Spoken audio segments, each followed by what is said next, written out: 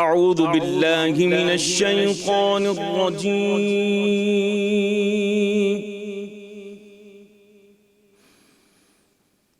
بسم الله الرحمن الرحيم.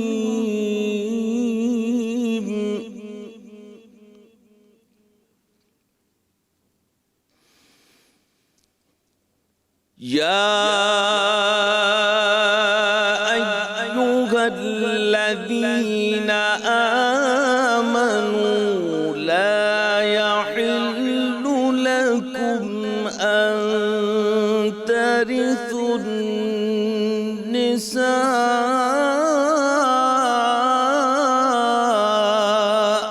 كرها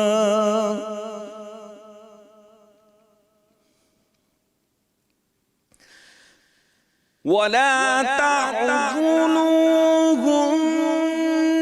لتذهبوا ببعض ما آتيتموهن إلا أن يأتين بفاحشة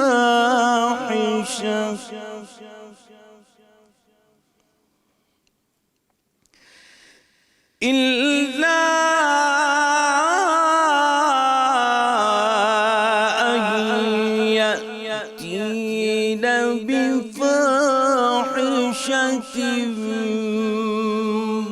مبينة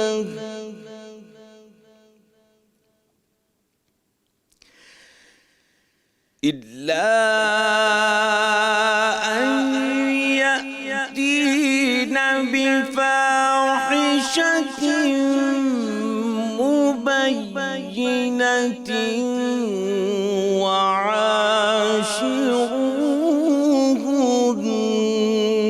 وعاشروهن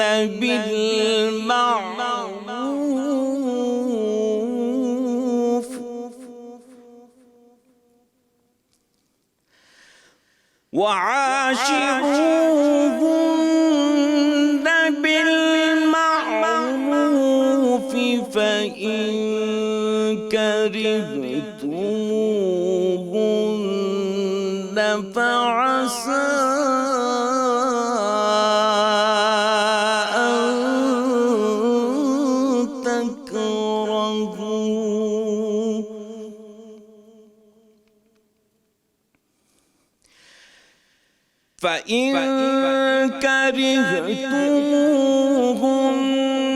فعسى أن تكرهوا شيئا ويجعل الله فيه خيرا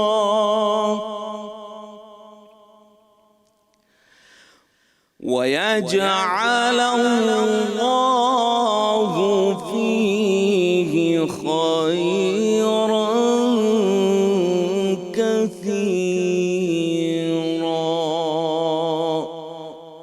صدق الله العظيم. اے ایمان والو، تمہارے لیے یہ جائز نہیں ہے کہ تم عورتوں کو ان کی مرضی کے خلاف وراثت میں حاصل کرو اور نہ ہی انہیں ہراساں کرو تاکہ تم ان کے دیے گئے مال کا کچھ حصہ لے سکو، سوائے اس صورت کے کہ جب وہ کھلی بے حیائی کا ارتکاب کریں اور ان کے ساتھ اچھے طریقے سے گزر بسر کرو۔ اگر وہ تم کو ناپسند ہوں تو عجب نہیں کہ تم کسی چیز کو ناپسند کرو اور خدا اس میں بہت سی بھلائی پیدا کر دے۔ قرآن مجید کہتا ہے کہ افلا یتدبرون القرآن ام علی قلوب اقفالها، کیا تم لوگ قرآن میں غور نہیں کرتے؟ کیا تمہارے دلوں میں تالے پڑے ہوئے ہیں؟ قرآن پر غور کرنے کی دعوت خود قرآن ہی دے رہا ہے، لہٰذا اسی دعوت پر لبیک کہتے ہوئے ہم نے آپ کے لیے جو پیکج بنایا ہے خلاصہ قرآن، جو ہم روزانہ آپ کے سامنے رکھتے ہیں، مفتی زبیر احمد صاحب قرآن کا پیغام ہمیں بتاتے ہیں خلاصہ قرآن کے اندر. چلتے ہیں مفتی زبیر احمد صاحب کی طرف.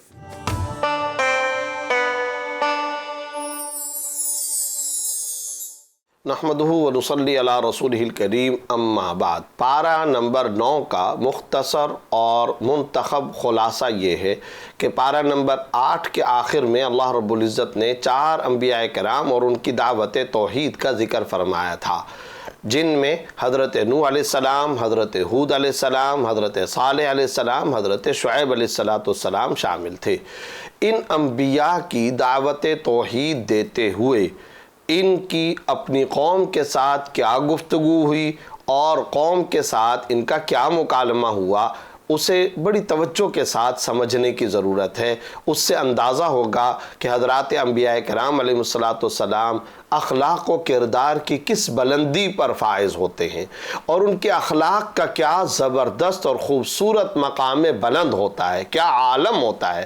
حضرت نوح علیہ السلام اپنی قوم سے یہ ارشاد فرما رہے ہیں، یا قوم اعبدوا اللہ ما لکم من الہ غیرہ، اے میری قوم صرف اللہ ہی کی عبادت کرو، تمہارے لیے اللہ کے سوا کوئی معبود نہیں. اب آپ اندازہ لگائیے، یہ دعوت توحید حضرت نوح علیہ السلام دے رہے ہیں. اس کے جواب میں حضرت نوح علیہ السلام کی قوم کیا کہہ رہی ہے؟ اِنَّا لَنَرَاكَ فِي ضَلَالٍ مُبِينٍ، ہم تو آپ کو کھلی گمراہی میں محسوس کرتے ہیں.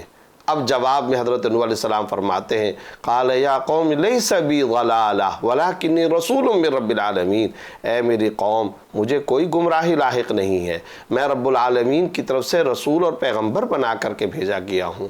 اور ساتھ ہی ساتھ یہ ارشاد فرما رہے ہیں کہ میں اپنے رب کے پیغامات تم تک پہنچاتا ہوں اور میں ناصحانہ جذبے کے ساتھ، پوری خیر خواہی کے ساتھ تمہیں نصیحت کرتا ہوں.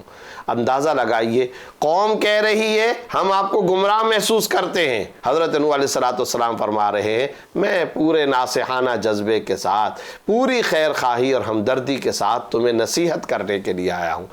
آگے رکوع کے اندر دیکھ لیں، وہاں حضرت ہود علیہ السلام اپنی قوم کو دعوت توحید دے رہے ہیں اور اس کے جواب کے اندر قوم کیا کہہ رہی ہے؟ اِنَّا لَنَرَاكَ فِي سَفَاهَةٍ وَإِنَّا لَنَظُنُّكَ مِنَ الْكَاذِبِينَ، ہم تو آپ کو پاگل اور بے وقوف سمجھتے ہیں. اور صرف اسی پر بس نہیں، اگلا جملہ یہ وَإِنَّا لَنَظُنُّكَ مِنَ الْكَاذِبِينَ، ہم تو آپ کو جھوٹا سمجھتے ہیں. نعوذ باللہ.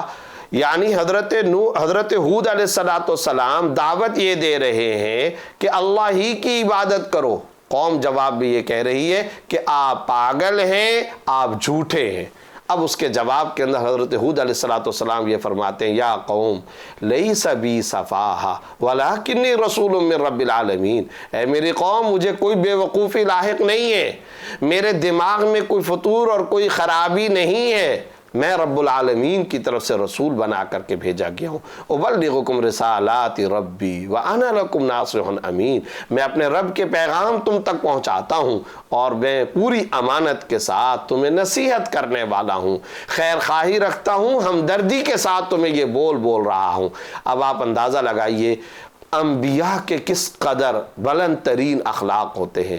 دعوت توحید دے رہے ہیں، آگے سے قوم گمراہ کہہ رہی ہے، قوم جھوٹا کہہ رہی ہے، قوم بے وقوف کہہ رہی ہے، نبی اس کے جواب کے اندر کس بلندی پر کھڑا ہے. یہ ہے انبیاء کرام کے اعلیٰ درجے کے اخلاق. ظاہر ہے انہی نقوش پاک کو آج کی سوسائٹی اور سماج کے اندر ہمیں بھی اپنانے کی ضرورت ہے. چنانچہ پارہ نمبر 8 کے آخر کے اندر حضرت شعیب علیہ السلام کی اسی طرح دعوت توحید کا تذکرہ ہوا. پھر پارہ نمبر 9 کے آغاز میں اللہ رب العزت نے یہ بات ارشاد فرمائی.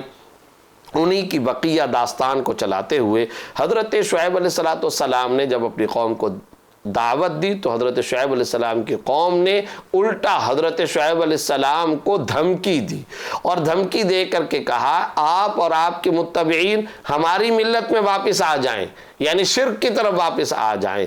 حضرت شعیب علیہ السلام دعوت توحید دے رہے ہیں، قوم دھمکی دے رہی ہے، اس کے جواب میں اب اللہ رب العزت کی طرف سے جب قوم شعیب علیہ السلام نے سرکشی کا مظاہرہ کیا، بغاوت کا مظاہرہ کیا، تو اب اللہ رب العزت نے زلزلے کا عذاب نازل فرمایا، اور پھر یہ اوندھے منہ پڑے ہوئے تھے۔ یہاں اس کے بعد اللہ رب العزت نے اپنے ایک خاص دستور خداوندی کا تذکرہ فرمایا کہ جب اللہ رب العزت کسی قوم کی طرف رسول کو بھیجتے ہیں، قوم اگر نہیں مانتی تو پھر پہلے فقر و فاقہ کا شکار کیا جاتا ہے، ان پر مصیبتیں آتی ہیں، عذاب آتا ہے، پھر اس کے بعد اگر وہ اس وقت بھی باز نہ آئیں تو پھر اللہ رب العزت ایک مرتبہ انعامات کی بارش فرما دیتے ہیں، تاکہ شاید مال کی، متاع کی، انعامات کی، نعمتوں کی فراوانی اور کشادگی کی وجہ سے شاید یہ اب شکر گزار بندے بن جائیں، شاید یہ اللہ کی طرف رجوع کر لے۔ یہ دستور خداوندی ہوتا ہے تاکہ تم لوگ شکر گزار بن جاؤ، اور اگر اس کے باوجود بھی وہ قوم نہیں مانتی تو پھر اللہ رب العزت کا عذاب آتا ہے۔ اس کے بعد اللہ رب العزت نے حضرت موسیٰ علیہ السلام کو دیے گئے 2 معجزات کا بطور خاص تذکرہ فرمایا۔ 2 بڑے معجزات حضرت موسیٰ علیہ السلام کو دیے گئے۔ فَأَلْقَى عَصَاهُ فَإِذَا هِيَ ثُعْبَانٌ مُبِينٌ، یعنی حضرت موسیٰ علیہ السلام کو ایک معجزہ عصا کا دیا گیا، اور ایک معجزہ وَنَزَعَ يَدَهُ فَإِذَا هِيَ بَيْضَاءُ لِلنَّاظِرِينَ، ید بیضاء کا معجزہ دیا گیا۔ آپ یعنی حضرت موسیٰ علیہ السلام اپنا ہاتھ مبارک اپنے بغل کے اندر رکھتے تھے، جب باہر نکالتے تو ایسے ہاتھ چمکتا تھا جیسے چمکتا ہوا سورج ہوتا ہے۔ اور دوسرا عصا کا معجزہ، لاٹھی کا معجزہ، اور یہ عصا کا معجزہ ایسا تھا کہ یہ پانی پر اگر ڈالتے تھے تو پانی کے چشمے پھوٹ پڑتے، سمندر پر اگر یہ عصا مارتے تھے تو باقاعدہ راستے بن جایا کرتے تھے۔ حضرت موسیٰ علیہ السلام نے ان معجزات کے ذریعے بھی فرعون کو دعوت دی، لیکن فرعون نے دعوت کو جھٹلایا، جس کے نتیجے میں فرعون اور اس کی قوم پر کئی عذاب آئے۔ پھر آگے ان عذابوں کا تذکرہ اللہ رب العزت نے فرمایا ہے، اور خاص طور پر وہ جو 5 مختلف عذاب ہے۔ ٹڈی دل کا عذاب آیا، اور ٹڈی دل کے علاوہ چیچڑوں کا یعنی جوؤں کا عذاب آیا، مینڈکوں کا عذاب آیا، خون کا عذاب آیا، یعنی ہر کھانے پینے کی چیز کے اندر، پلیٹ کے اندر خون آ جایا کرتا تھا، مینڈک آ جایا کرتے تھے، جوؤں کا عذاب آیا۔ اسی طرح ان کے تمام فصلوں کو ختم کرنے کے لیے ٹڈی دل کا عذاب آیا۔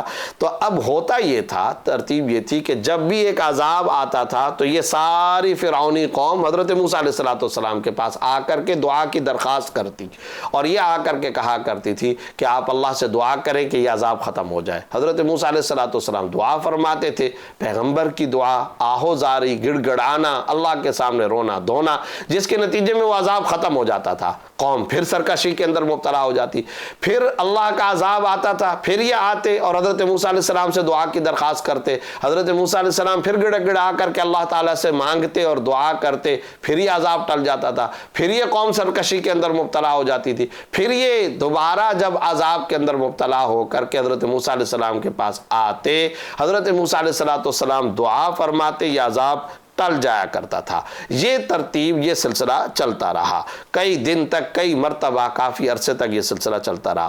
اس کے بعد اللہ رب العزت نے حضرت موسیٰ علیہ السلام کی قوم کو ایک ضابطہ حیات عطا کیے جانے کا ذکر فرمایا ہے۔ پس منظر اس کا یہ ہے کہ حضرت موسیٰ علیہ السلام جب اپنی قوم یعنی بنی اسرائیل کو فرعونی لشکر سے، فرعون سے بچا کر کے اپنے ساتھ لے گئے تو فرعونیوں نے پیچھا کیا، جس کے نتیجے میں فرعون اور اس کے تمام حواریجین غرق ہو گئے۔ اب حضرت موسیٰ علیہ السلام جس وقت یہ لے کر کے چلے گئے تو اب قوم کے لوگوں نے کہا کہ آپ اللہ رب العزت سے ہمارے لیے کوئی دستور حیات اور ضابطہ زندگی کے لیے آپ درخواست کیجئے کہ کوئی صحیفہ ہمارے لیے نازل ہو۔ حضرت موسیٰ علیہ السلام نے اللہ تعالیٰ سے درخواست کی تو اللہ رب العزت نے کوہ طور پر 30 دن کے قیام کا حکم دیا، بعد میں 10 دن اور بڑھا دیے۔ جب حضرت موسیٰ علیہ السلام کوہ طور کی طرف جا رہے تھے تو اپنے بھائی ہارون علیہ السلام کو اپنا جانشین بنایا کہ تم قوم کی اصلاح کرتے رہنا، مگر قوم شرک کے اندر مبتلا ہو گئی اور انہوں نے ایک بچھڑے کو معبود بنایا. اب ایسی صورت میں اللہ رب العزت کی طرف سے غضب اور غصہ خداوندی نازل ہوا اور یہ زندگی کے اندر خوار ہوئے. یہ عذاب بھی اللہ رب العزت نے ان پر نازل فرمایا. اس کے بعد اب درمیان میں رسول اللہ صلی اللہ علیہ وسلم نبی محمد مصطفیٰ صلی اللہ علیہ وسلم کے اوصاف اللہ رب العزت نے بیان فرمائے اور بنیادی طور پر 3 اوصاف اللہ رب العزت نے بیان فرمائے. الذین یتبعون الرسول النبی الامی الآیہ. ایک تو حضرت محمد مصطفیٰ صلی اللہ علیہ وسلم رسول ہیں. رسول اس کو کہتے ہیں جو نئی شریعت لے کر کے آئے. دوسرے نمبر پر آپ صلی اللہ علیہ وسلم نبی ہے اور تیسرے نمبر پر آپ صلی اللہ علیہ وسلم کی صفت بیان کی کہ آپ صلی اللہ علیہ وسلم امی ہے. یعنی کسی دنیا میں کسی انسان کے ذریعے سے تعلیم دلائے جانے کا احسان گوارا نہیں کیا گیا. یہ صفات بیان ہوئی اور اس کے ساتھ ساتھ ایک اور چوتھی صفت بھی بیان کی کہ اللہ رب العزت نے یہ ارشاد فرمایا یجدونہ مکتوباً. یہ حضرت محمد مصطفیٰ صلی اللہ علیہ وسلم وہ ہیں جن کا تذکرہ تورات اور انجیل کے اندر بھی ہوا ہے. یہ ساری کی ساری صفات اللہ رب العزت نے بیان فرمائی. یہ درمیان کے اندر ذکر کرنے کے بعد پھر دوبارہ حضرت موسیٰ علیہ السلام کو خطاب کہ اگر آپ کے لوگ حضرت محمد مصطفیٰ صلی اللہ علیہ وسلم کے زمانے کے اندر آ بھی جائیں تو یہ اس وقت تک مسلمان شمار نہیں ہوں گے جب تک کہ حضرت محمد مصطفیٰ صلی اللہ علیہ وسلم پر ایمان نہ لائیں. اس کے بعد اللہ رب العزت نے فرمایا قل یا ایھا الناس انی رسول اللہ الیکم جمیعا. اے محمد صلی اللہ علیہ وسلم آپ ارشاد فرما دیجئے کہ میں اے لوگو تم سب کی طرف اللہ کا رسول بنا کر کے بھیجا گیا ہوں. یہاں ختم نبوت کی واضح دلیل بھی ملتی ہے. انی رسول اللہ الیکم، میں اللہ کا رسول ہوں تمہاری طرف. اور بات یہیں پر ختم نہیں، جمیعا، پوری کی پوری انسانیت کی طرف. یعنی اب تمام کے تمام زمانے، تمام کے تمام جن و انس، ان سب کی طرف میں اللہ کا رسول بنا کر کے بھیجا گیا ہوں. جب سب کا لفظ آ گیا تو واضح طور پر ختم نبوت کا بھی پتہ چل رہا ہے کہ ان کے علاوہ اب کسی کو نبوت ملنے والی نہیں ہے. آقا محمد مصطفیٰ صلی اللہ علیہ وسلم ہی دراصل خاتم النبیین ہی ہے. اگلی آیات میں اللہ رب العزت نے وَقَطَّعْنَاهُمُ اثْنَتَيْ عَشْرَةَ أَسْبَاطًا أُمَمًا، اس آیت کے ماتحت حضرت موسیٰ علیہ السلام کے اصحاب اور یہود کے احوال کا تذکرہ فرمایا ہے اور پھر اس کے بعد مشہور عہد الستو کا تذکرہ کرتے ہوئے وَإِذْ أَخَذَ رَبُّكَ مِن بَنِي آدَمَ مِن ظُهُورِهِمْ الآیہ.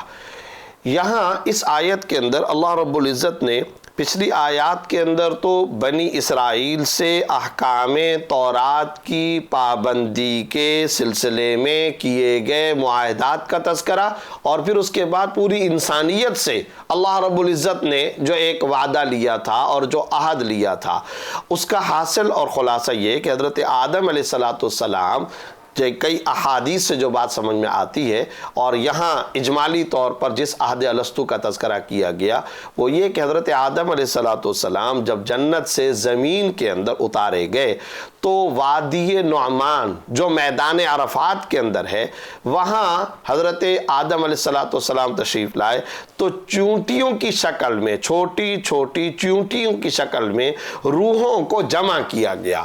یعنی ساری آنے والی انسانیت کی جو روحیں تھیں ان کو چیونٹیوں کی شکل کے اندر جمع کر کے ان سے عہد و پیمان لیا گیا.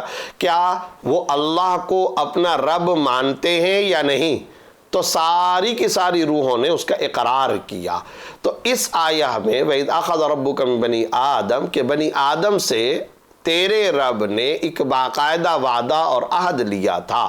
یعنی اس کو عہد الستو کہا گیا. کیا میں تمہارا رب نہیں ہوں؟ تو سب نے اقرار کیا. تو اللہ رب العزت دراصل اس عہد کو یاد دلا کر ساری انسانیت کو عقیدہ توحید کی دعوت دے رہے ہیں کہ تم نے تو ایک طرح سے معاہدہ کیا ہے، تم نے تو ایک طرح سے اقرار و اعتراف کیا تھا، لہٰذا اس اقرار و اعتراف کی بنیاد پر تم سب کو عقیدہ توحید پر آنا چاہیے اور اللہ رب العزت پر ایمان لانا چاہیے.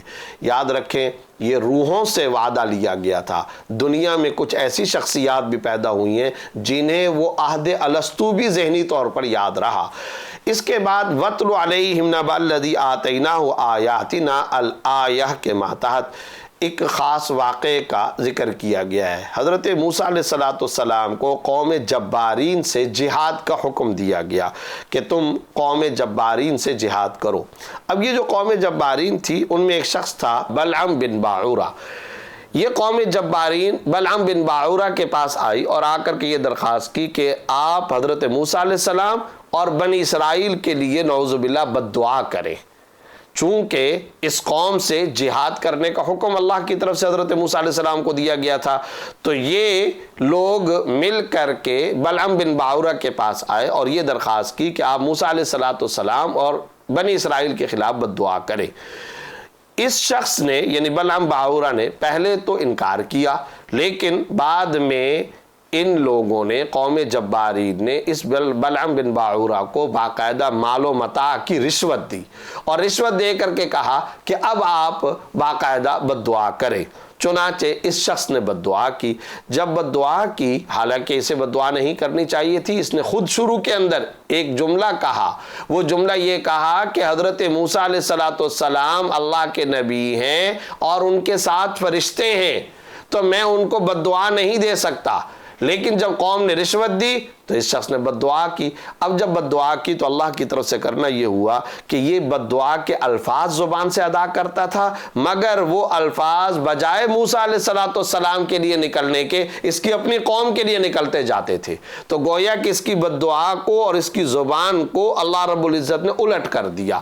تو جب الٹ کر دیا، بعد میں اس کی شکل و صورت بھی ایسی ہوگی کہ اس بد دعا کے جملے ادا کرنے کے بعد اس کی زبان باہر کو نکل آئی۔ اللہ رب العزت نے اس کی مثال دیتے ہوئے یہ کہا کہ جیسے کہ اس کی مثال کتے کی جیسی ہے کہ اگر اس کے اوپر وزن ہو تب بھی وہ ہانپتا ہے اور اگر وزن نہ ہو تب بھی وہ ہانپتا ہے، یعنی اس کی زبان باہر کو نکلی ہوئی ہوتی ہے۔ تو بلعم بن باعورہ کے پاس علم تھا تب بھی اس نے یہ کام کیا، علم نہ ہوتا تب بھی اس نے یہی کام کرنا تھا۔ تو یہ اس کی مثال ہے۔ حضرت موسیٰ علیہ السلام کو اللہ رب العزت نے کامیابی عطا فرمائی اور اس کے بعد قل انی لا املک لنفسی نفعا ولا ضرا الا ما شاء اللہ ولو کنت اعلم الغیب لاستکثرت من الخیر۔ آپ صلی اللہ علیہ وسلم سے قیامت کی باقاعدہ متعین تاریخ پوچھی جاتی تھی، تو اس آیت کے اندر آپ صلی اللہ علیہ وسلم سے اللہ رب العزت نے یہ بات ارشاد فرمائی کہ آپ کہہ دیجئے میں اپنے نفس کے نفع اور نقصان کا مالک نہیں ہوں سوائے اس کے کہ اللہ جو چاہے، یعنی تمام نفع اور تمام نقصان پہنچانے والی ذات صرف اور صرف اللہ کی ہے، مؤثر حقیقی ذات اللہ کی ہے۔ اللہ نفع دیتا ہے، اللہ نقصان دیتا ہے، اللہ ہی کی طرف سے سارے فیصلے ہوتے ہیں۔ مؤثر حقیقی ذات اللہ کی ہے، متصرف حقیقی ذات اللہ تعالیٰ کی ہے۔ اور اگر میں اپنی جانب سے کچھ غیب کا علم جانتا ہوتا تو لاستکثرت من الخیر، تو پھر تو میں بہت کچھ کر لیتا، لیکن ظاہر ہے کہ جو کچھ اللہ رب العزت کی طرف سے مجھے علم عطا کیا جاتا ہے بس میں وہی کچھ بیان کرتا ہوں اور میری طرف سے وہی کچھ آگے لوگوں تک پیغام پہنچایا جاتا ہے۔ حاصل اس کا یہ کہ قیامت کا متعین اور مقرر اور فکس علم صرف اور صرف اللہ رب العزت ہی کے پاس ہے، اس کے علاوہ کسی کو قیامت کی متعین تاریخ معلوم نہیں۔ اس کے بعد اس صورت کے آخر کے اندر وَإِذَا قُرِئَ الْقُرْآنُ فَاسْتَمِعُوا لَهُ وَأَنصِتُوا لَعَلَّكُمْ تُرْحَمُونَ، یہ حکم دیا گیا کہ جب قرآن کریم پڑھا جائے تو تم سنو اور خاموش رہو تاکہ تم پر رحم کیا جا سکے۔ اللہ رب العزت نے قرآن کی سماعت کا یہ خاص ادب بھی ہم سب کے لیے بیان فرما دیا۔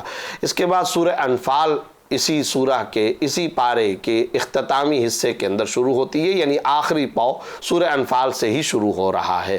سورہ انفال، انفال نفل کی جمع ہے، اس کا معنی ہوتا ہے مال غنیمت۔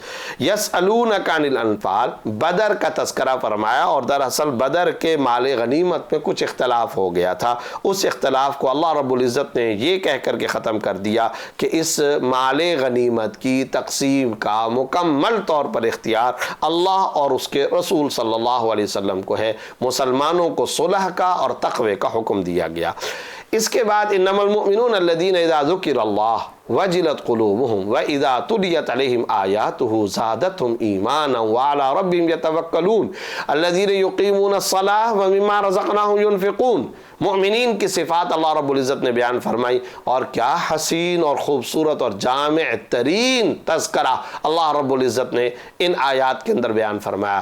بے شک مومنین تو وہ ہیں کہ جب ان کے سامنے اللہ کا ذکر کیا جاتا ہے، اللہ کا تذکرہ ہوتا ہے، وجلت قلوبہم، ان کے دل دہل کے رہ جاتے ہیں، ان کے دلوں میں حرکت پیدا ہو جاتی ہے.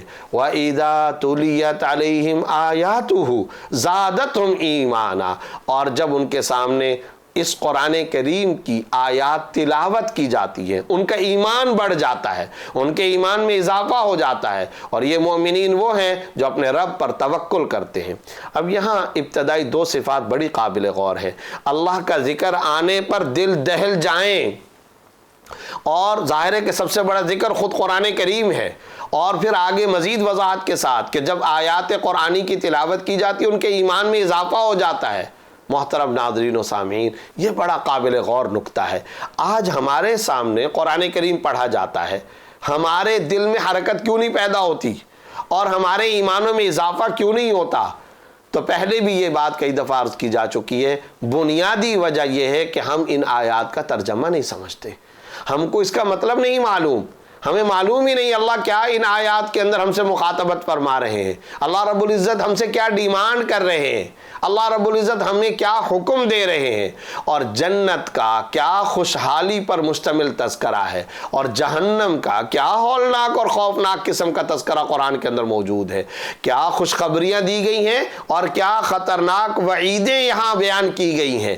اگر یہ سب ہمارے سامنے ہو اور ہم ان آیات کا ترجمہ پڑھیں، قرآن کو ترجمے کے ساتھ پڑھیں، اس کے معنی کو سمجھیں، اس کے مفہوم کو سمجھیں، تو پھر ہمارے دلوں کی بھی یہی کیفیت ہوگی، وجلت قلوبہم، اور ہمارے دلوں کی بھی یہ کیفیت ہوگی، اذا تلیت علیہم آیاتہ زادتہم ایمانا، ایمان کے اندر اضافہ ہوگا. تو ہمیں قرآن کریم پڑھنا چاہیے، اس کی تلاوت کرنا چاہیے، اور اس کے ساتھ ساتھ فہم قرآن، قرآن کا ترجمہ، معنی، مفہوم سمجھنا چاہیے. اللہ ان آیات کے اندر کیا ارشاد فرما رہے ہیں؟ چنانچہ سورہ زمر آیت نمبر 23 کے اندر بھی اللہ رب العزت نے یہی ذکر اس طرح سے فرمایا، اللہ نزل احسن الحدیث کتابا متشابہا مثانی تقشعر منہ جلود الذین یخشون ربہم. اللہ نے سب سے زیادہ حسین ترین کلام نازل کیا ہے، اور جن کے دلوں میں ذرہ برابر خوف خدا ہوتا ہے، جب ان کے سامنے یہ قرآن کریم پڑھا جاتا ہے،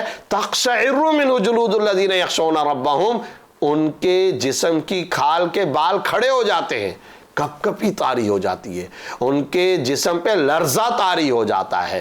اسی طرح 7ویں پارے کا آغاز کس طرح سے ہو رہا ہے؟ وَإِذَا سَمِعُوا مَا أُنزِلَ إِلَى الرَّسُولِ تَرَىٰ أَعْيُنَهُمْ تَفِيضُ مِنَ الدَّمْعِ. غیر مسلموں کا تذکرہ کرتے ہوئے فرمایا اس زمانے کے کچھ نصارہ جو حبشہ کے اندر موجود تھے، ان کے سامنے حضرت جعفر طیار نے جب قرآن کی آیات کی تلاوت کی تو ان کی آنکھوں سے آنسو بہہ پڑے. آج ہماری آنکھوں سے آنسو کیوں نہیں بہتے؟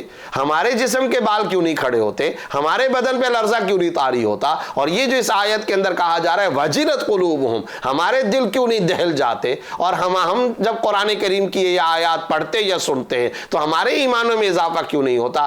ایک ہی مختصر اور سادہ ترین جواب ہے، ہم قرآن کریم کو سمجھتے نہیں ہیں. لہٰذا پورے سوسائٹی میں، سماج میں فہم قرآن کی، تلاوت کے ساتھ ساتھ ترجمہ قرآن کی، معنی قرآن کی، مفہوم قرآن کی کمپین چلانے کی ضرورت ہے، تحریک اور مہم چلانے کی ضرورت ہے. اللہ ہمارے ایمانوں کے اندر بھی اسی طرح سے اضافہ فرمائے. اور پھر جب قرآن کو سمجھیں گے آگے نتیجہ بھی آ رہا ہے، وَعَلَىٰ رَبِّهِمْ يَتَوَكَّلُونَ، اللہ کی ذات پر توکل اور بھروسہ پیدا ہو جائے گا، یقین پیدا ہو جائے گا، ایک تازہ نیا ایمان پیدا ہوگا. اور اس کے ساتھ ساتھ کیا پیدا ہوگا؟ نماز قائم کرنے لگ جائیں گے، اور جو کچھ ہم نے خرچ کرنے مال دیا اس میں سے یہ اللہ کی راہ کے اندر خرچ کریں گے، گویا بدنی عبادت بھی کریں گے، مالی عبادت بھی کریں گے. یہ سب نتیجہ کس چیز کا ہے؟ قرآن کریم کو سمجھنے کا.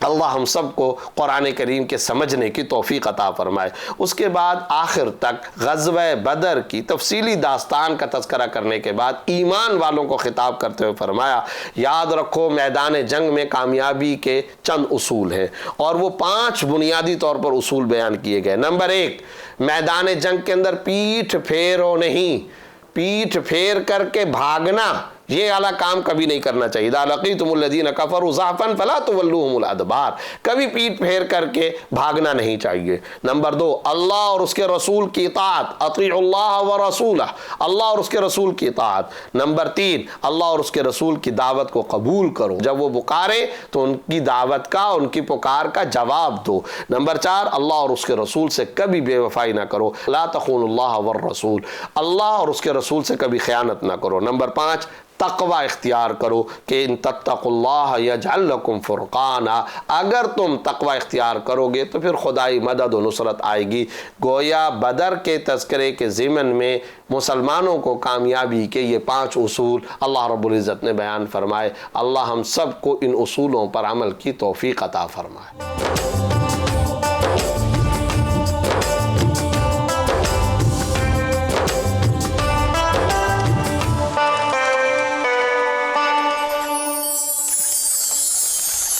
بسم اللہ الرحمن الرحیم۔ السلام علیکم۔ صحیح بخاری اور صحیح مسلم میں نبی اکرم صلی اللہ علیہ وسلم کا یہ ارشاد نقل ہے، یسروا ولا تعسروا، آسانیاں پیدا کرو، مشکلات پیدا نہ کرو، وتبشروا ولا تنفروا، اور خوشخبریاں سناؤ اور لوگوں میں نفرتیں پیدا نہ کرو۔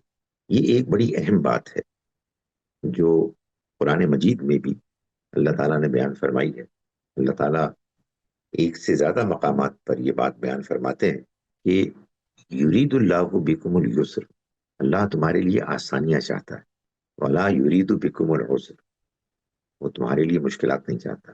روزے میں اللہ نے جو بیماری کی حالت میں اور سفر میں بعد میں روزے رکھنے کی اجازت دی ہے، اس کی وجہ بھی یہی بتائی، اور پانی کے بغیر سفر کی حالت میں اور بیماری میں وضو کی جگہ اور غسل کی جگہ تیمم کی اجازت دینے کے معاملے میں بھی یہی اصول بیان فرمایا۔ یہ ہمارے دین کا اصول ہے کہ اللہ تعالیٰ ہم سے یہ چاہتے ہیں کہ ہم اس کی عبادت کریں، ہم اچھے انسان بن کے رہیں، ہم اس کے احکام کی پابندی کریں، مگر یہ سب کچھ ہم کریں ایسے کہ ہم اپنے اوپر مشکلات نہ ڈالیں۔ دین کو جو لوگ دوسروں کے سامنے پیش کرتے ہیں، انہیں چاہیے کہ وہ لوگوں کے سامنے دین کو ایسے پیش کریں کہ وہ ان کے لیے آسان ہو، انہیں خوشخبریاں سنائیں، ان کے اندر نفرتیں نہ پیدا کریں۔ یہ وہ اصول ہے کہ جس کو جب ہم اختیار کریں گے اس کے نتیجے میں لوگ اللہ کے دین کے قریب آئیں گے، اللہ سے محبت کریں گے، اللہ کے دین سے محبت کریں گے۔ لیکن جب ہم لوگوں میں سختیاں کریں گے، ان کو سخت احکام سنائیں گے اور ان کے اندر نفرتیں پیدا کریں گے، ان کو ڈرا دھمکا کے، یہ لوگ ہو سکتا ہے کہ وہ کچھ باتیں بظاہر مان لیں، لیکن ان کے دل میں اللہ کے دین کی بات داخل نہیں ہوگی۔ اللہ تعالیٰ ہمیں توفیق دے کہ ہم لوگوں کے لیے آسانیاں پیدا کریں، ان کے لیے مشکلات نہ پیدا کریں۔ السلام علیکم ورحمۃ اللہ وبرکاتہ۔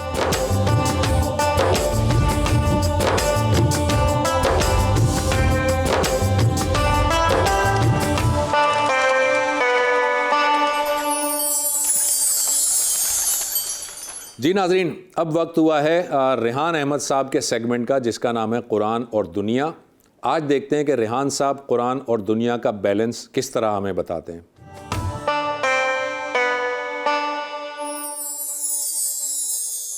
بسم اللہ الرحمن الرحیم۔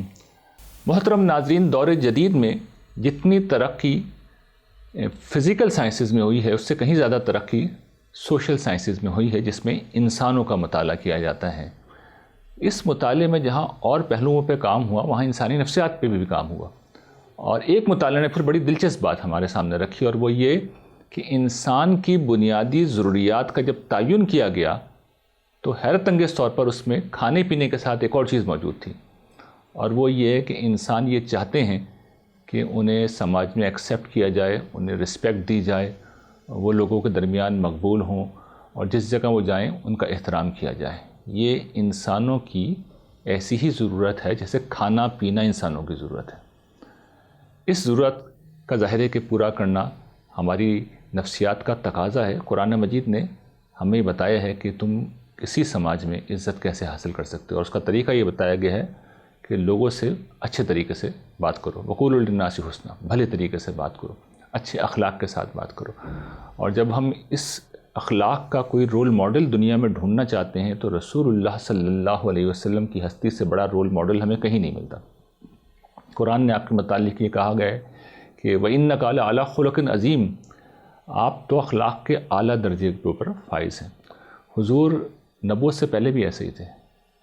سیرت کی کتابوں میں ہمیں ایک واقعہ اس طرح ملتا ہے کہ خانہ کعبہ کی تعمیر قریش نے کی، یعنی اس کو توڑا پھر اس کو دوبارہ بنایا، تو آخر میں جب ہجر اسود کی تنصیب کا مرحلہ آیا تو اس وقت وہ نظام برپا ہو گیا۔ ہر شخص یہ چاہتا تھا، ہر گروہ یہ چاہتا تھا کہ یہ اعزاز اس کے حصے میں آئے۔ آخرکار یہ فیصلہ ہوا کہ اگلے دن جو شخص سب سے پہلے حرم میں موجود ہوگا اس کے اوپر یہ فیصلہ چھوڑ دیا جائے گا۔ چنانچہ اگلے دن جو ہستی سب سے پہلے وہاں موجود تھی وہ حضور کی ہستی تھی۔ اب ان کے مزاج میں چونکہ جھگڑا تھا تو اس کا عین ممکن تھا، یہ اس کا امکان تھا کہ لوگ اس بات کو بھی نہیں مانتے، لیکن حضور کو جیسے ہی دیکھا تو سب نے سرنڈر کر دیا۔ یعنی آپ کے اوپر کوئی اختلاف نہیں ہو سکتا۔ اس کی وجہ یہ تھی کہ حضور بہت پاپولر تھے، لوگ آپ کے اوپر بہت ٹرسٹ کرتے تھے، اور اس کی وجہ آپ کے اخلاق کریمانہ تھے۔ ایک اور واقعہ میں آپ کے سامنے رکھتا ہوں جو نبوت کے بعد کا ہے، بلکہ اقتدار کے بعد کا ہے، جب آپ مدینے میں حکمران تھے۔ ایک موقع پر حضور نے یہ بیان کی کہ اللہ تعالیٰ کا فلاں فلاں حکم ہے۔ اچھا، اس حوالے سے یہود کے اندر چونکہ ایک مختلف روش پائی جاتی تھی، تو انصار کے لوگ جب یہود سے ملے تو انہوں نے اس سے مختلف بات بتائی اور یہ کہا کہ بھئی یہ تو ہماری روایت سے بالکل مختلف بات ہے۔ تو دو انصاری صحابی تشریف لائے حضور کے پاس اور یہ عرض کیا کہ حضور، انصار کی طرف سے ہم حاضر ہوئے ہیں اور یہ عرض کرتے ہیں کہ یہود جو ہے وہ اس سے مختلف بات کہہ رہے ہیں، ان کی روایت مختلف ہے۔ حضور کے چہرے کے اوپر انتہائی سخت تاثرات آ گئے، یعنی چہرے کا رنگ متغیر ہو گیا۔ حضور کے اوپر جو غصے کی کیفیت کبھی طاری ہوتی تھی، اور یہ بڑی فطری تھی کہ اللہ کا حکم آپ کو سنایا جا رہا ہے اور آپ جواب میں یہود کی روایت لے کے آئیں، تو حضور اپنے تاثرات پہ قابو نہ پا سکے اور چہرے کا رنگ متغیر ہو گیا، زبان سے کچھ نہیں کہا۔ یہ حضور کی بڑی شان کریمی تھی کہ زبان سے کچھ نہیں کہتے تھے، حالانکہ حیثیت سمجھیے نبی ہیں، حکمران ہیں، لیکن اس کے باوجود حضور کے چہرے سے بس اتنا ہی اظہار ہوا۔ ان کو بھی اندازہ ہو گیا کہ غلط بات منہ سے نکل گئی اور حضور ناراض ہو گئے۔ وہ اٹھ کے گئے، اتنے میں حضور کے پاس کہیں سے دودھ آیا۔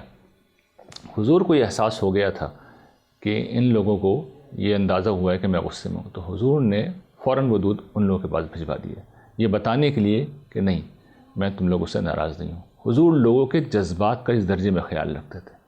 حضور کی شخصیت اتنی غیر معمولی تھی کہ غلطی ہونے کے اوپر عام لوگ کیا کریں گے اس موقع پہ آپ اندازہ کر لیجئے، لیکن حضور کا رویہ بالکل برعکس ہے کہ اگر چہرے پہ بجا طور پر اگر تاثر آیا ہے تو اس کی بھی تلافی کر دی ہے۔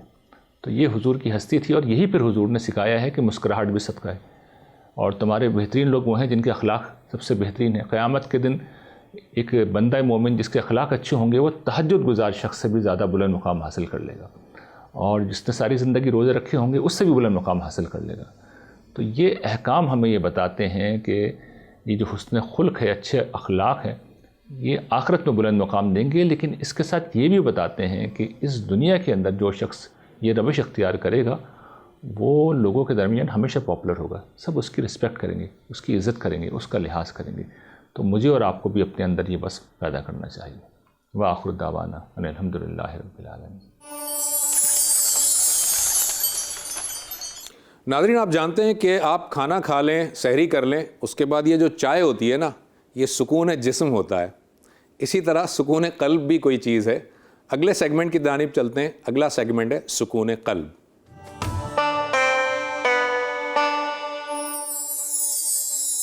بسم اللہ الرحمن الرحیم، نحمدہ و نصلی علی رسول الکریم، اما بعد، اعوذ باللہ من الشیطان الرجیم، بسم اللہ الرحمن الرحیم۔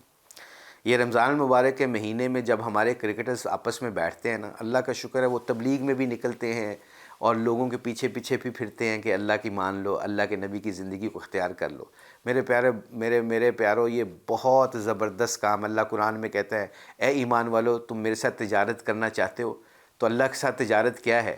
اللہ کے ساتھ تجارت یہ ہے کہ اللہ کہتے ہیں تم میرے کام کرو میں تمہارے کام کرتا ہوں، اور اللہ سے بہترین کام کرنے والا کون ہے؟ اللہ کا کام کیا ہے؟ جیسے داؤد علیہ السلام نے کہا، اے اللہ تو مجھے اپنا محبوب ترین بندہ بنا لے، تو اللہ نے فرمایا داؤد اگر تو میرا محبوب ترین بندہ بننا چاہتا ہے جا لوگوں میں جا کے میرے تذکرے کیا کر، جا لوگوں کو بتا تیرا رب کیسا ہے، کیسا رحمان اور رحیم ہے، کیسا کریم ہے، کیسا معاف کرنے والا ہے۔ اسی موقع کے اوپر ہمارے ایک کھلاڑی ہے، اس نے اپنی بیوی کا قصہ سنایا۔ اس نے کہا کہ میری بیوی اللہ کا شکر ہے رمضان المبارک کے مہینے میں پتہ کیا کرتی ہے؟ جو اپنے بچوں کے لیے پھل لے کے آتی ہے گھر میں فروٹ سیلڈ بنانے کے لیے، وہ پھل 70-80 بندوں کا خریدتی ہے پورے رمضان میں، اور کھانا پورا بناتی ہے، کھانا باہر سے منگواتی ہے اور کھانا منگوا کے کچھ 70-80 بندوں کو مسجد میں کھانا بھجواتی ہے۔ پوری مسجد کا خیال پورے رمضان مبارک نہیں پورا سال رکھتی ہے، اور پورا سال کس طرح رکھتی ہے کہ قاری صاحب ہو گئے، مسجد کا کام ہو گیا، اس کا لک آفٹر کرتی ہے۔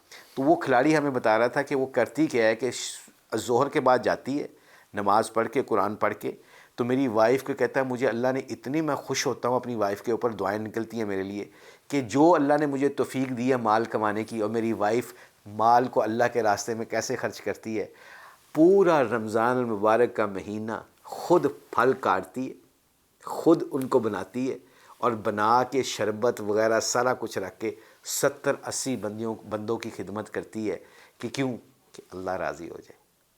اگر اللہ کی مخلوق کے پیٹ کے اندر ایک کھجور چلے گی، پانی چلا گیا، پھل چلا گیا، کھانا چلا گیا، جو اللہ نے ہمیں مال دیا وہ اللہ کے راستے میں چل گیا، اس کا مال کیسے کم ہو سکتا ہے؟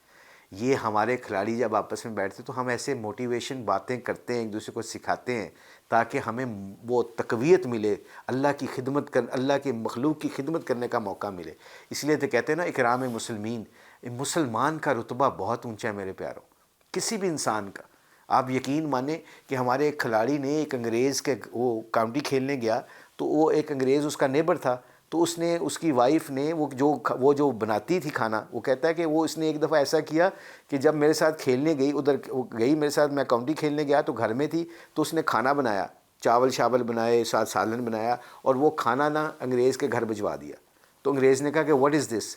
تو اس نے آگے سے، اس کے کھلاڑی نے کہا کہ ہمارے مسلمانوں میں یہ ہے کہ ہم کھانا شیئر کرتے ہیں، ہم ایک دوسرے کی خدمت کرتے ہیں، جو ہمارے نیبر ہیں ہم ایک دوسرے کو کھانا ایک دوسرے کے ساتھ شیئر کرتے ہیں۔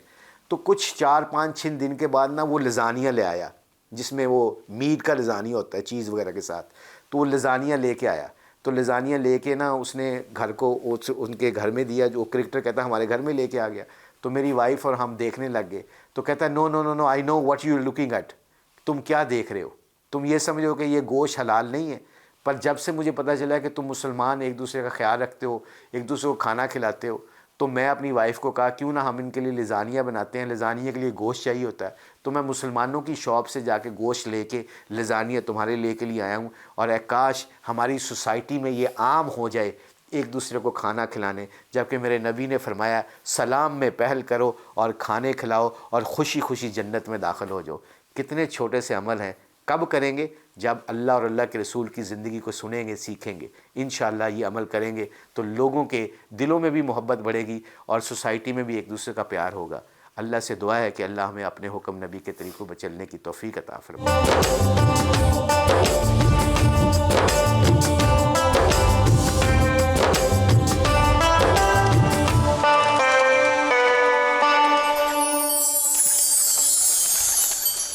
آج کی اس نئی سحری میں ہم قصص الانبیاء کے سیگمنٹ میں حضرت اسماعیل علیہ السلام کی سیرت بیان کریں گے۔ چلتے ہیں قصص الانبیاء کی طرف۔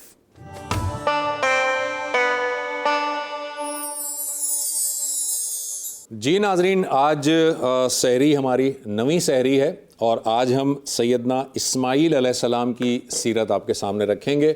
کل ہم نے آپ کو بتایا تھا کہ حضرت ابراہیم علیہ السلام جو ہے ان کے سب سے پہلے بیٹے حضرت اسماعیل علیہ السلام ہیں، اور حضرت اسماعیل علیہ السلام حضرت ہاجرہ کے بطن سے پیدا ہوئے تھے، اور اس وقت حضرت ابراہیم علیہ السلام کنعان میں موجود تھے۔ اللہ تعالیٰ نے انہیں حکم دیا کہ اب آپ حضرت ہاجرہ کو اور اس بچے کو لے جا کر مکہ میں چھوڑ کر آ جائیے۔ یہ آپ دیکھیے ناظرین، آپ کے سامنے ایک اسکرین پر میپ نظر آ رہا ہے۔ اس میپ میں دیکھیں کہ شمال کی جانب، اوپر کی جانب کنعان ہے اور نیچے جنوب میں مکہ ہے، اور یہ جو آپ کو ڈائریکشن نظر آ رہی ہے، یہاں پر حضرت ابراہیم علیہ السلام نے سفر کیا اور اپنے اس چھوٹے سے بچے کو اور بیوی کو لے کر وہاں پہنچے۔ اس وقت جو مکہ تھا وہ پورا کا پورا ڈیزرٹ تھا، اور جس کو قرآن نے وادی غیر ذی زرع کہا ہے، یعنی وہاں پر کوئی ایک کومپل، کوئی ایک پتا تک موجود نہیں تھا، اور پانی کا دور دور تک نام و نشان موجود نہیں تھا۔ آپ نے وہاں پر اپنی بیوی کو اتارا، ان کو کھجوروں کا ایک جو ہے وہ دیا، مشکیزہ دیا، کھجوریں دیں کچھ اور پانی کا مشکیزہ دیا، اور ان کو وہاں چھوڑ کر جانے لگے۔ جب حضرت ہاجرہ نے دیکھا کہ وہ جا رہے ہیں تو آپ نے یہ پوچھا کہ کیا یہ اللہ کا حکم ہے، جس پر حضرت ابراہیم علیہ السلام نے فرمایا کہ ہاں یہ اللہ کا حکم ہے۔ چنانچہ حضرت ہاجرہ نے مزید آگے کوئی آرگیومنٹ نہیں کیا، اور وہ حضرت ابراہیم علیہ السلام وہاں سے چلے گئے۔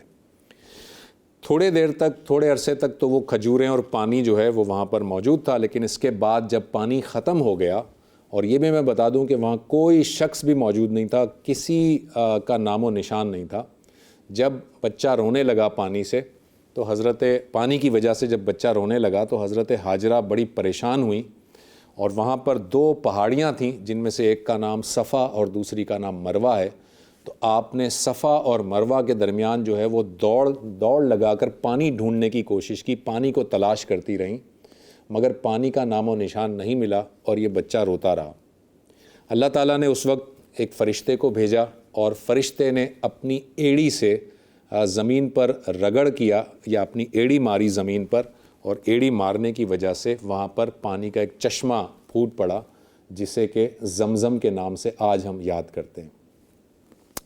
یہ جو صفا اور مروہ کی پہاڑیاں ہیں، اس زمانے میں تو یہ بڑی قوی الجثہ پہاڑیاں ہوا کرتی تھیں، لیکن آج یہ پہاڑیاں جو ہیں ان کو سعودی گورنمنٹ نے کاٹ کر یہ حرم کی حدود میں شامل کر لیا ہے، اور یہ آپ کے سامنے جو پکچر نظر آ رہی ہے، یہ صفا کی پہاڑی کے وہ نشانات ہیں تھوڑے سے جو کہ چھوڑ دیے گئے ہیں۔ یہ مقام ہے جہاں سے حاجی جو ہے اپنی سعی کا آغاز کرتے ہیں۔ اور یہ دوسری پکچر دیکھیے ناظرین، یہ مروہ کی پہاڑی ہے جو کہ اب بالکل بہت تھوڑے سے اس کے چٹانی پتھر رکھ دیے گئے ہیں، یہاں پر سعی جو ہے وہ مکمل ہوتی ہے۔ یہ مروہ کی پہاڑی کے اب نشان ہیں۔ اور یہ آپ کو تیسری پکچر جو دکھا رہا ہوں، یہ وہ کوریڈور ہے جو صفا اور مروہ کی پہاڑی کے درمیان ایک راستہ ہے، جس پر روایات کے مطابق حضرت ہاجرہ جو ہے وہ دوڑی تھیں اور پانی کی تلاش کی تھی۔ اللہ تعالیٰ نے اس کو اب اپنے حج کے اور عمرے کے مناسک کا حصہ بنا دیا ہے، کہ وہاں پر جب بھی حاجی جاتے ہیں عمرے پر یا حج پر، تو وہ صفا اور مروہ کی پہاڑیوں کے درمیان چکر لگاتے ہیں، 7 چکر لگاتے ہیں، اور اپنی سعی کو مکمل کرتے ہیں۔ بہرحال جب وہاں سے پانی کا چشمہ جو ہے وہ جاری ہو گیا، تو اس کے بعد آپ جانتے ہیں کہ اس زمانے میں قبائل جو ہوتے تھے وہ مختلف ایک جگہ سے دوسری جگہ ہجرت کیا کرتے تھے، یا خانہ بدوش ہوتے تھے جو ہجرت کیا کرتے تھے۔ تو وہاں سے ایک قبیلہ گزرا ہجرت کرتے ہوئے، اور اس قبیلے نے دیکھا کہ یہاں پر پانی موجود ہے، تو اس قبیلے نے حضرت ہاجرہ سے یہ اجازت چاہی کہ کیا ہم یہاں پر اپنا پڑاؤ کر سکتے ہیں۔ حضرت ہاجرہ نے انہیں اجازت دی اس شرط پر کہ آپ یہاں بالکل رہ سکتے ہیں، مگر اس پانی پر قبضہ آپ کا نہیں ہوگا، پانی کا قبضہ ہمارے پاس ہی رہے گا۔ چنانچہ وہ قبیلے کے لوگ مان گئے، اور وہ قبیلہ جرہم کہلاتا ہے۔ قبیلہ جرہم کے لوگ وہاں پر آباد ہوئے، اور اس طرح سے وہ آبادی چلتی گئی۔ وہاں پر پانی بھی موجود تھا، آہستہ آہستہ وہاں پر کچھ نہ کچھ ہلکی پھلکی کھیتی باڑی ہونے لگی۔ اور حضرت ابراہیم علیہ السلام کے وہ بیٹے حضرت اسماعیل علیہ السلام اپنی چلنے پھرنے کی عمر تک پہنچ گئے۔ اور آپ کو یہ بتاتے چلیں کہ وقتاً فوقتاً حضرت ابراہیم علیہ السلام کنعان سے مکہ وزٹ کرنے آیا کرتے تھے اپنے بیٹے کو اور اپنی بیوی سے ملاقات کرنے کے لیے۔ جب وہ بچہ چلنے پھرنے کے قابل ہو گیا تو حضرت ابراہیم علیہ السلام کو اللہ تعالیٰ نے حکم دیا کہ آپ اپنے اس اکلوتے بیٹے کو ذبح کر دیجئے اللہ کی راہ میں۔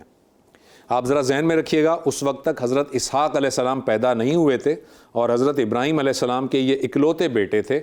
حضرت ابراہیم علیہ السلام کے پاس یہ بہت بڑی آزمائش تھی، لیکن حضرت ابراہیم علیہ السلام آئے مکہ اور اپنے بیٹے سے ذکر کیا، اور بیٹا بھی صابر بیٹا، بیٹے نے کہا کہ ابا جان آپ کو اگر اللہ تعالیٰ نے یہ حکم دیا ہے تو آپ یہ حکم پر عمل کر گزریے، آپ مجھے صابروں میں سے پائیں گے۔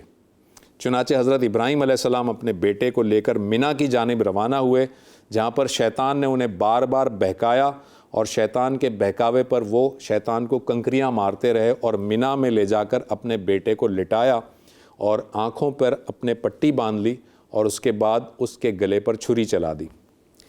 جب آپ نے وہ پٹی اتاری تو آپ نے دیکھا کہ حضرت اسماعیل علیہ السلام تو برابر میں کھڑے ہیں، مسکرا رہے ہیں، اور وہ جو چھری چلائی گئی تھی وہ دراصل جنت سے لایا گیا ایک مینڈھا تھا جس کو آپ نے ذبح کر دیا تھا۔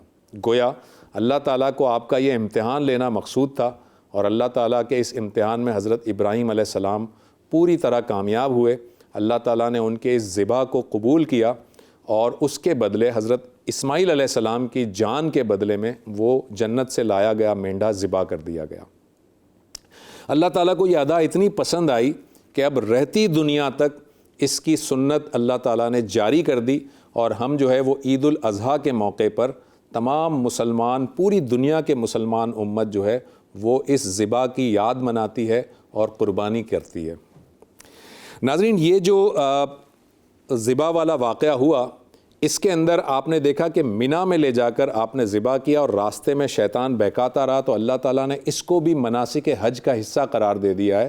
اور اب ہم جب حج کے لیے جاتے ہیں اور منی میں جا کر جب ہم قربانی کرتے ہیں تو راستے میں جو شیطان کے سمبولک جو جمرے بنے ہوئے ہیں ان پر ہم حاجی جو ہیں وہ کنکریاں مارتے ہیں۔ اللہ تعالیٰ کے نے یہ جو حضرت ابراہیم علیہ السلام کا امتحان تھا جس پہ وہ پورا اترے، اسی کے بعد آپ کو یہ خلیل اللہ کا لقب دیا گیا، یعنی اللہ کا دوست۔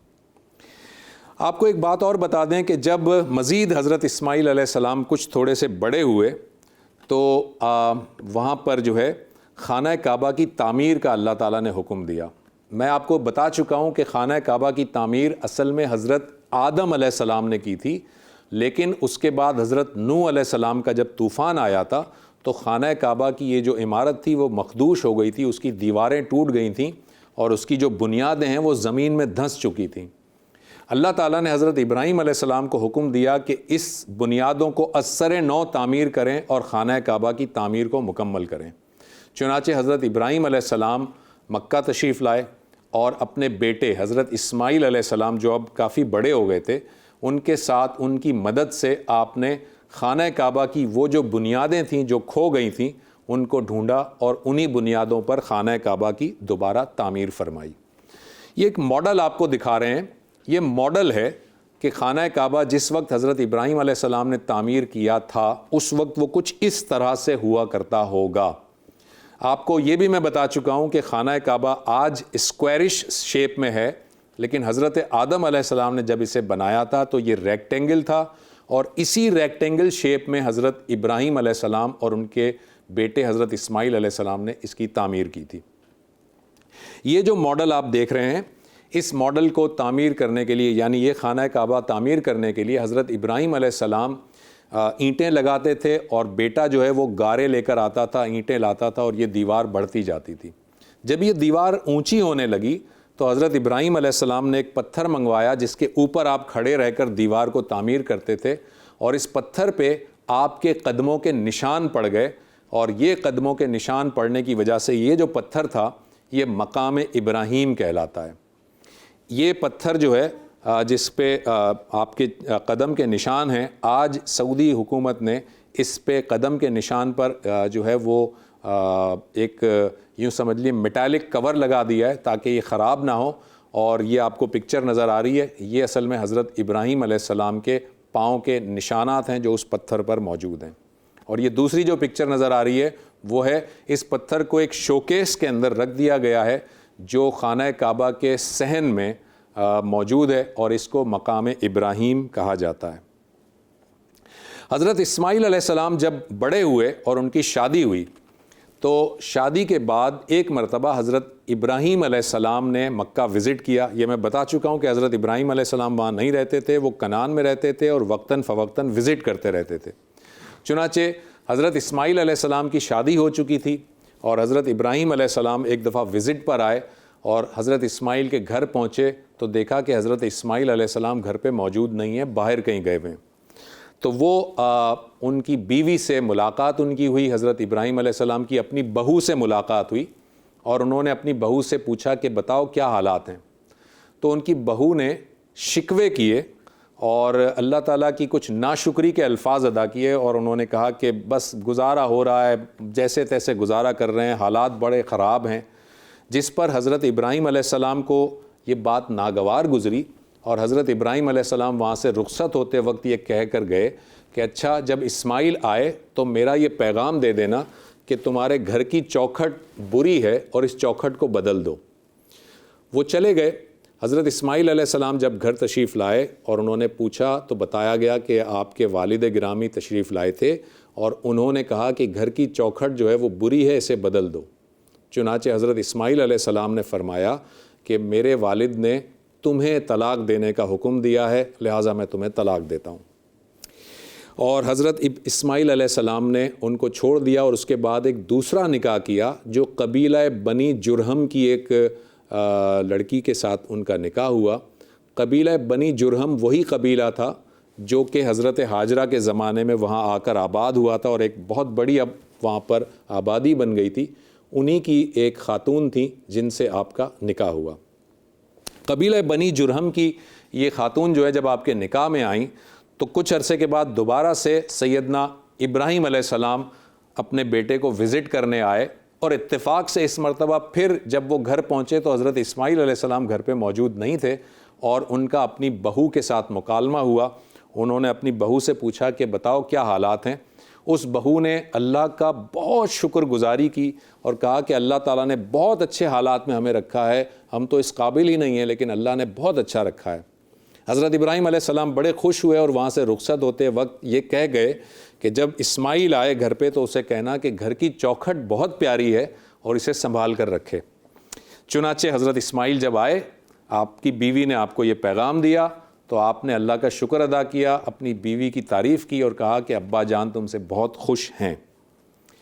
حضرت اسماعیل علیہ السلام کے واقعات میں باقی کوئی ایسی ڈیٹیل ہمیں نہیں ملتی ہے, لیکن یہ ضرور ملتا ہے کہ حضرت اسماعیل علیہ السلام جو ہیں وہ اسی قوم یعنی بنی اسماعیل کی قوم میں سے تھے اور آپ کی نسل میں نبی اکرم صلی اللہ علیہ وآلہ وسلم تشریف لائے تھے. یہ میپ آپ کو میں دکھا رہا ہوں جو اس سے پہلے میں حضرت ابراہیم علیہ السلام کے واقعے میں دکھا چکا ہوں. آپ یہاں دیکھ سکتے ہیں کہ اللہ تعالیٰ نے حضرت ابراہیم علیہ السلام سے وعدہ کیا تھا کہ آئندہ جتنے بھی پیغمبر آئیں گے وہ سارے کے سارے آپ ہی کی نسل سے آئیں گے. تو آپ اس میپ میں دیکھیے حضرت ابراہیم علیہ السلام کے جو بیٹے تھے, آپ کو جو بائیں جانب نظر آ رہا ہے اسماعیل علیہ السلام ہیں اور ان کے بعد ان کی سینکڑوں سالوں تک نسل چلتی رہی مگر کوئی پیغمبر نہیں آیا, یہاں تک کہ آخر میں نبی اکرم صلی اللہ علیہ وآلہ وسلم ان کی اس نسل میں تشریف لائے اور یہ اصل میں بنی اسماعیل کی چین کہلاتی ہے. اور جو دوسری چین ہے وہ بنی اسحاق یا بنی اسرائیل ہے جس کا ذکر ہم بعد میں کریں گے. آپ کا یعنی کہ حضرت اسماعیل علیہ السلام کا یہ بھی میں بتا دوں کہ جب حضرت ابراہیم علیہ السلام کی وفات ہوئی تھی وہ کنعان میں موجود تھے تو ایک جو ہے وہ خبر لے کر ایک شخص آیا, ایک غلام آیا اور حضرت اسماعیل علیہ السلام کو پیغام دیا کہ آپ کے والد گرامی کا انتقال ہو گیا ہے. چنانچہ حضرت اسماعیل علیہ السلام اپنے والد کے انتقال پر مکہ سے کنعان تشریف لے گئے اور وہاں پر اپنے بھائی اسحاق سے ملاقات کی. دونوں بھائی گلے ملے, روئے اور انہوں نے اپنے والد گرامی کو رخصت کیا اور ان کی تدفین کی وہیں پر ہبرون میں, جو آپ کو میں نے بتایا تھا ایک غار تھا جہاں پر حضرت سارہ اور حضرت ابراہیم علیہ السلام کی تدفین ہے. حضرت اسماعیل علیہ السلام کی جب وصال ہوا, جب ان کی وفات ہوئی تو ان کی قبر کہاں پر ہے یہ کوئی اس کے بارے میں کوئی اوتھینٹک روایات تو موجود نہیں ہیں, لیکن مختلف روایات سے ہمیں پتہ چلتا ہے کہ خانہ کعبہ کے صحن میں ہی جو حجر اسود ہے اس کے قریب حضرت اسماعیل علیہ السلام کی تدفین کی گئی۔ واللہ عالم کہ یہ درست ہے یا نہیں، لیکن اگر ایسا درست ہے تو آج جو خانہ کعبہ کا صحن ہے جس میں مطاف ہے، جس میں حاجی طواف کرتے ہیں، وہیں کہیں حضرت اسماعیل علیہ السلام کی تدفین کی گئی ہے۔ کل انشاءاللہ تعالی ہم حضرت ابراہیم علیہ السلام کے دوسرے صاحبزادے، دوسرے بیٹے حضرت اسحاق علیہ السلام کی سیرت بیان کریں گے۔ ایک چھوٹا سا وقفہ لیتے ہیں اور وقفے کے بعد دوبارہ حاضر ہوتے ہیں۔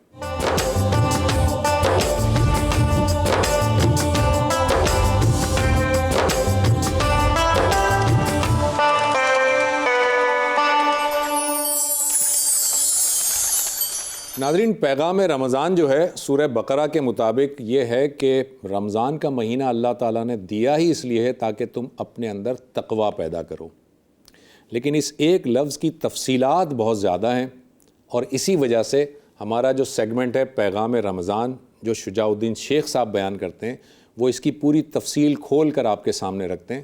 چلتے ہیں اگلے سیگمنٹ کی طرف، پیغام رمضان۔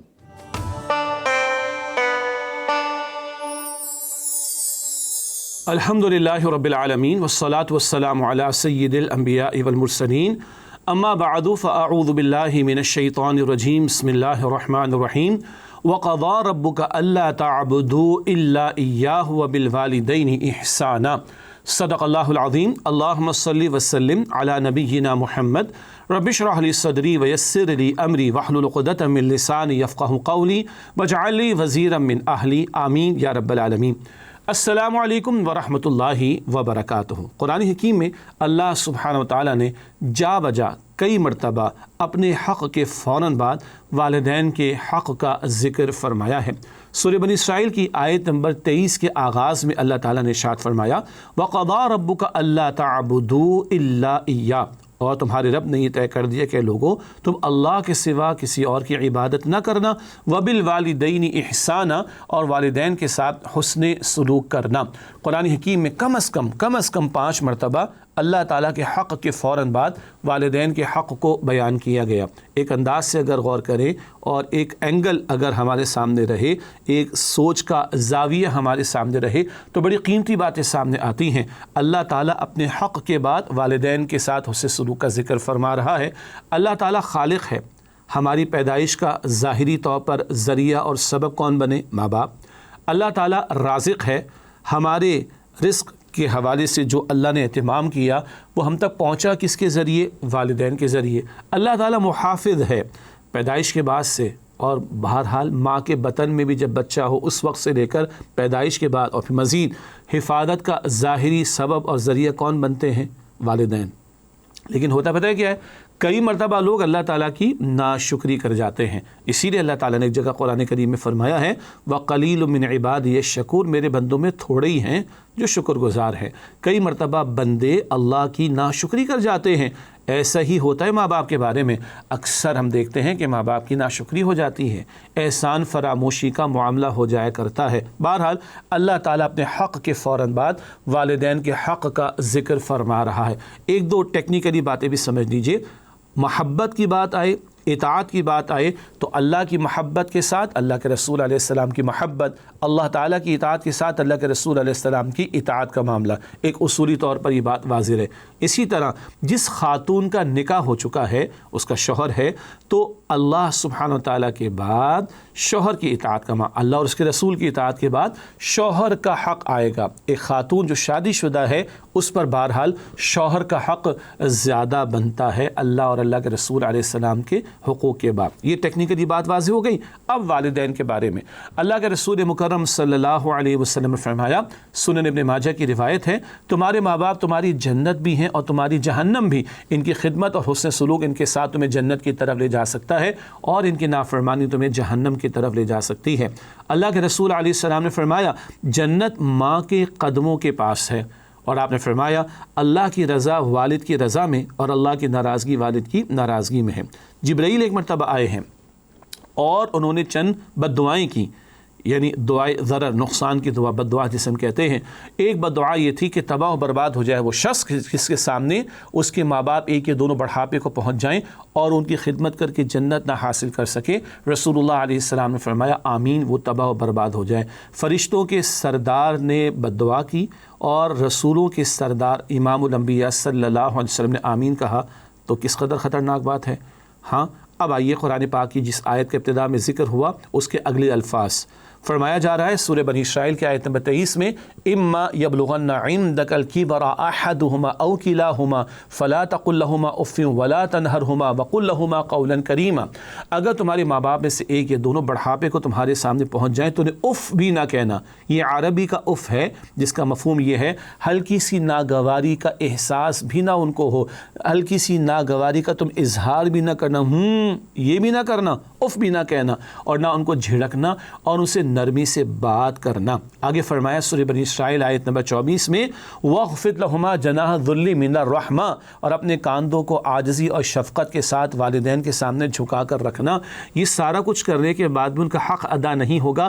آگے فرمایا وَقُلْ رَبِّ ارْحَمْهُمَا كَمَا رَبَّيَانِي صَغِيرًا، اور یہ دعا کرنا کہ اے میرے رب میرے ان دونوں ماں باپ پر رحم فرما اس طرح کہ جب میں چھوٹا تھا، کما ربیانی، جب میں چھوٹا تھا انہوں نے میری پرورش کی تھی. رب العالمین اللہ ہے، ربوبیت کا لفظ ماں باپ کے لیے آ رہا ہے، کما ربیانی صغیرہ، میں چھوٹا تھا انہوں نے میرے ساتھ شفقت کا معاملہ کیا، میری پرورش کی. یہ قرآن کا ورژن ہے ماں باپ کے بارے میں. یہ قرآن کریم کے ساتھ رسول اکرم علیہ السلام کی احادیث مبارکہ. ایک مغربی معاشرہ جہاں باپ کا پتہ ہی نہیں ہے لوگوں کو، اسی لیے بہت سارے فارمز میں سے والد کا کالم نکال دیا جاتا ہے، پتہ ہے نا آپ کو. ایک وہ مغربی تہذیب کا حال ہے جہاں ایک دن مدرس ڈے، ایک دن فادرز ڈے سمبلائز کر دیا گیا ہے، سمبل لگا دیا گیا، ایک مارکنگ لگا دی کہ چلو سال میں ایک مرتبہ ماں باپ کو یاد کر لو. تف ہے اور لعنت ہے اس تہذیب پر جہاں ماں باپ کو گھروں سے باہر نکالا جائے اور ہوم کہا جائے. Old home, they are not old homes, they are old houses. Home اور ہاؤس میں فرق ہوتا ہے، گھر اور مکان میں فرق ہوتا ہے. اٹھا کے پھینک دیا، سال میں ایک مرتبہ یاد کر لیا. اور ہمارا حال for the Muslims every day should be a Father's Day and every day should be a Mother's Day. ہر دن ماں باپ کا دن ہے. ہاں اللہ کے گھر کو، کعبے کو دیکھو تو ثواب ملتا ہے، ماں باپ کو دیکھو سبحان اللہ شفقت سے تو مقبول حج کا ثواب ملتا ہے. عرض کی گئی حضور علیہ السلام 100 مرتبہ دیکھو اللہ کے عطا کرنے میں کوئی کمی نہیں، اللہ کے خزانوں میں کوئی کمی نہیں. تو ماں باپ تو ہمارے لیے اللہ کی بہت بڑی نعمت ہے، ان سے دعائیں لینی چاہیے. ہاں انتقال کر گئے تو ان کے لیے دعا ہے، استغفار ہے، ان کے لیے صدقہ جاریہ بننے کا معاملہ ہے. اور اگر حیات ہوں تو بھائی ان کی خدمت کرنی، ان کے ساتھ حسن سلوک کرنا ہے. اللہ راضی کب ہوگا؟ جب والد راضی ہوں گے. اور جنت کدھر ہے؟ ماں کے قدموں کے پاس. ہم ماں باپ کے ساتھ کیسا سلوک کر رہے ہیں؟ یاد رکھیے گا کل جواب ہم نے ماں باپ کو نہیں دینا، کل جواب ہم نے اللہ کو دینا ہے. اور اس کا حکم ہے وَبِالْوَالِدَيْنِ إِحْسَانًا، اور والدین کے ساتھ اس سے سلوک کرو. اللہ ہمارے والدین کا سایہ ہم پر قائم رکھے اور ان کی خدمت کی توفیق دے. اور اگر چلے گئے ہیں تو اللہ ان کی مغفرت فرمائے، ان کے درجات کو بلند فرمائے اور ہمیں ان کے لیے صدقہ جاریہ بننے کی توفیق عطا فرمائے. آمین یا رب العالمین. وآخر دعوانا ان الحمد للہ رب العالمین. السلام علیکم ورحمۃ اللہ وبرکاتہ. جی ناظرین، آج ہماری نویں سحری کی اس ٹرانسمیشن کا اختتام کا وقت قریب پہنچ گیا ہے. ہم آپ سے رخصت چاہتے ہیں. اپنی فیڈ بیک سے ضرور آگاہ کیجیے گا. آج ہم نے حضرت اسماعیل علیہ السلام کے واقعات بیان کیے تھے. کل انشاءاللہ تعالی بنی اسحاق یا بنی اسرائیل کی چین کے سب سے پہلے پیغمبر یعنی حضرت اسحاق علیہ السلام پر گفتگو کریں گے. کل تک کے لیے ڈاکٹر زبیر احمد کو اجازت. اللہ حافظ.